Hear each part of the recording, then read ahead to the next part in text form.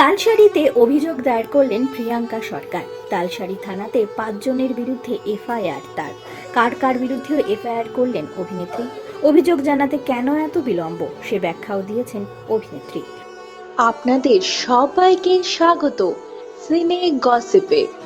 শনিবার দিন Regent park থানাতে এফআইআর করা হয়েছে আর্টিস্ট ফোরামের তরফে। সেখানে উপস্থিত ছিলেন টলিপাড়ার অনেক তারকারা, উপস্থিত ছিলেন রাহুলের স্ত্রী প্রিয়াঙ্কা সরকারও। শনিবার রাতেই তালসারীতে আবারও অভিযোগ দায়ের করেছেন প্রিয়াঙ্কা সরকার ব্যক্তিগতভাবে। তার সঙ্গে সেখানে উপস্থিত ছিলেন প্রসেনজিৎ চ্যাটার্জি, ঋতুপর্ণা সেনগুপ্ত, যিশু সেনগুপ্ত, সৌরভ দাসের মতো তারকারা। মোট 5 জনের বিরুদ্ধে অভিযোগ দায়ের করেছেন সেখানে প্রিয়াঙ্কা।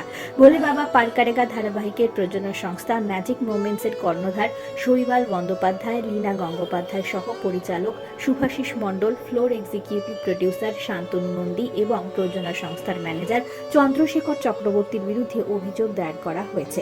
প্রিয়াঙ্কা সরকার তার এফআইআর এর বয়ানে জানিয়েছেন, তালসারীতে শুটিং এর আগে কোন অনুমতি নেওয়া হয়নি, নিরাপত্তার দিকটিও নজরে রাখা হয়নি। কিন্তু অভিযোগ দায়ের করার ক্ষেত্রে এত বিলম্ব কেন হলো সেই প্রশ্ন যখন উঠেছে, তখন প্রিয়াঙ্কা তার বয়ানে লিখেছেন, আমি আমার স্বামীকে হারিয়েছি, মানসিক যন্ত্রণার মধ্যে দিয়ে যাচ্ছি, মানসিকভাবে বড় ধাক্কা পেয়েছি, কারণ আমি ভাবতেই পারিনি আমি সত্যি সেই মানুষটিকে হারিয়ে ফেলেছি যিনি আমাকে সারা জীবন দিশা দেখিয়েছেন, যার ফলে আমার এই অভিযোগ দায়ের করতে বিলম্ব হয়েছে।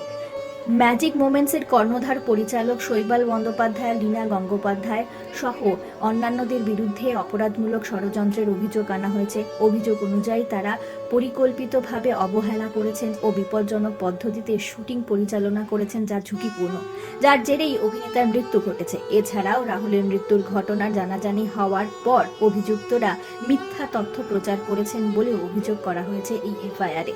প্রযোজনা সংস্থার উল্লেখযোগ্য অভিযুক্তদের বিরুদ্ধে কড়া পদক্ষেপের দাবি করেছেন প্রিয়াঙ্কা। প্রাথমিক ময়নাতদন্তের রিপোর্ট অনুযায়ী জলে ডুবে মৃত্যু হয়েছে অভিনেতা রাহুল অরুণোদয় বন্দ্যোপাধ্যায়। কিন্তু কিভাবে ঘটল এই অঘটন, কেন ঘটল তা নিয়ে এখনো ধোঁয়াশা রয়ে গিয়েছে। সেই তদন্তের দাবিতে একজোট হয়েছে রাহুলের পরিবারের সঙ্গে টলিপাড়ার অনেক তারকারা।